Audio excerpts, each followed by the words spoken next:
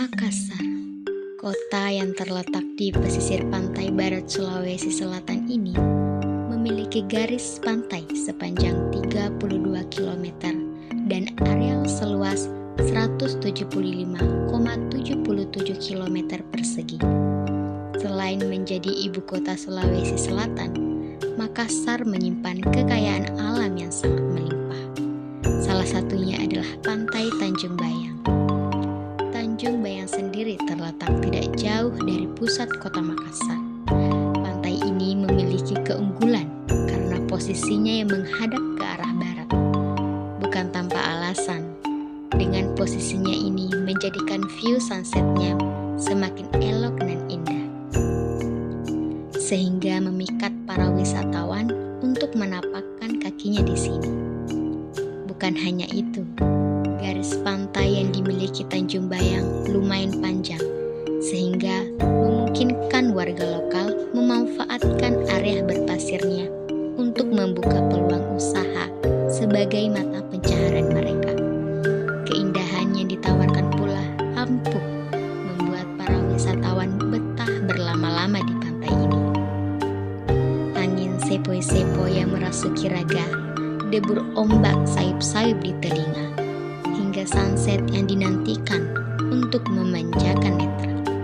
Semuanya selaras menjadi satu, membuat Pantai Tanjung Bayang tak kalah menarik dengan destinasi wisata pantai lainnya. Namun, ironisnya, di balik keindahannya menawan, ada masalah yang seharusnya menjadi fokus utama. Tapi hingga kini belum juga usai.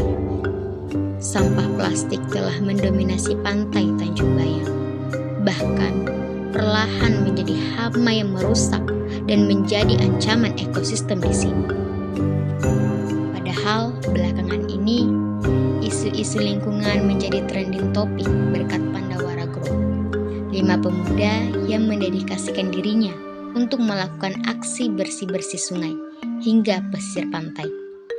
Hal ini seharusnya menjadi pemahaman dan pengingat bahwa sampah plastik yang berasal dari manusia adalah sesuatu yang berbahaya bagi lingkungan hidup manusia itu sendiri.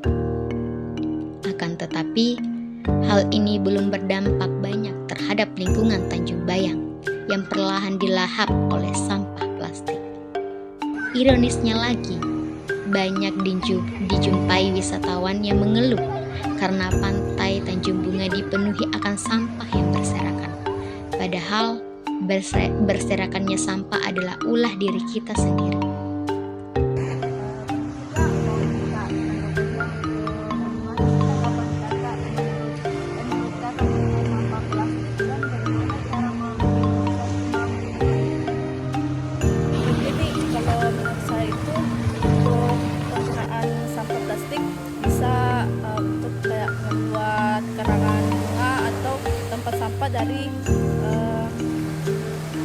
Dari sampah-sampah yang bisa dibiarkan, karena itu juga akan mengurangi populasi sampah yang akan bertebaran di mana-mana, termasuk di pantai.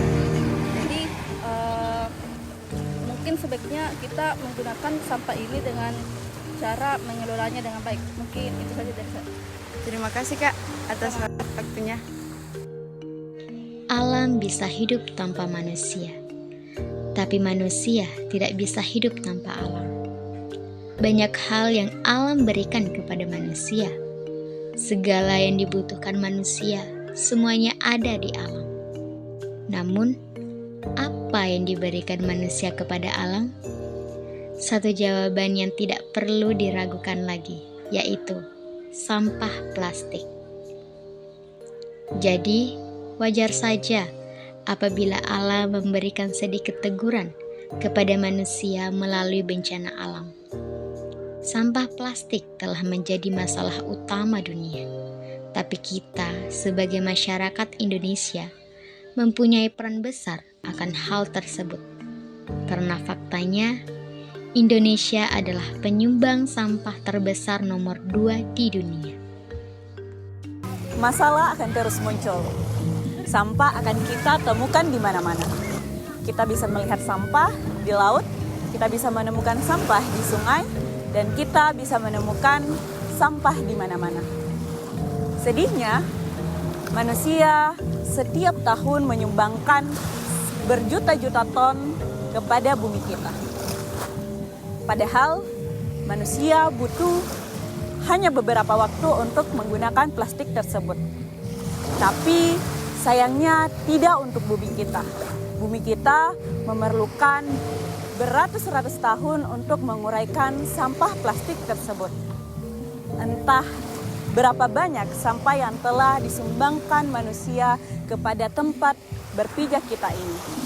Namun, satu hal yang pasti, ini akan menjadi fokus utama kita. Sudah saatnya kita semua, sudah saatnya anak muda mengambil peran untuk peduli terhadap lingkungan.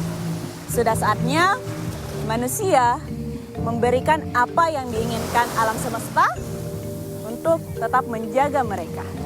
Ratusan hingga jutaan ton sampah plastik adalah pemicu rusaknya ekosistem. Hingga para hewan di alam liar pun ikut terkena dampak karena ulah kita. Bahkan bukan cuma itu saja, kita sendiri pun ikut terkena dampak karena ulah kita sendiri. Contohnya seperti sampah-sampah plastik yang ada di lautan, yang dimana sampah-sampah plastik tersebut akan berubah mengecil atau nama kerennya biasa disebut dengan mikroplastik, yang nantinya akan dikonsumsi atau dimakan oleh hewan-hewan atau ikan-ikan yang ada di lautan. Dan ikan-ikan yang mengandung mikroplastik tersebut akan kita konsumsi atau menjadi santapan di perut kita. Dan pada akhirnya akan menimbulkan penyakit-penyakit yang sangat berbahaya. Terus apa solusi dari masalah ini? Membuang sampah pada tempatnya? Ya tidak salah sih, itu kan sudah suatu keharusan bagi kita. Tapi tidak efektif lagi, ada cara lain yang bisa kita gunakan. Seperti mengurangi penggunaan sampah plastik ataupun menggunakan plastik yang bisa dipakai berkali-kali. Selain itu kita juga bisa mengganti alat makan dan minum tidak berbahan plastik atau yang bisa dipakai berkali-kali.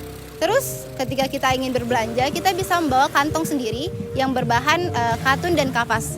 Dan semua itu bisa kita lakukan dari diri kita sendiri. Hal kecil yang kita lakukan bisa menjadi hal besar bagi kita. Menurut saya, para wisatawan yang mengeluh karena banyaknya sampah di sekitar sini itu, padahal itu ulah mereka sendiri. Itu adalah sesuatu yang bodoh sih sebenarnya. Karena kenapa ya? Kenapa mau mengeluh kalau memang itu adalah perbuatan kita sendiri, daripada kita mengeluh dan tidak ada menghasilkan hasil. Mending kita bersihkan saja sampah kita sendiri supaya orang-orang lain juga melihatnya dan ikut membersihkan. Akankah alam yang telah Tuhan titipkan kepada manusia ini menjadi sumber bencana yang menghancurkan manusia karena kelalaiannya sendiri? Alam merupakan rahmat Tuhan yang harus dijaga keberadaannya. Jika rusak alamnya, maka rusak juga kehidupan manusianya. Mari tingkatkan kesadaran kita sebagai manusia untuk meningkatkan kelestarian alam mulai dari hal-hal kecil. Pulihkan alam, pulihkan kehidupan. Dari alam untuk manusia.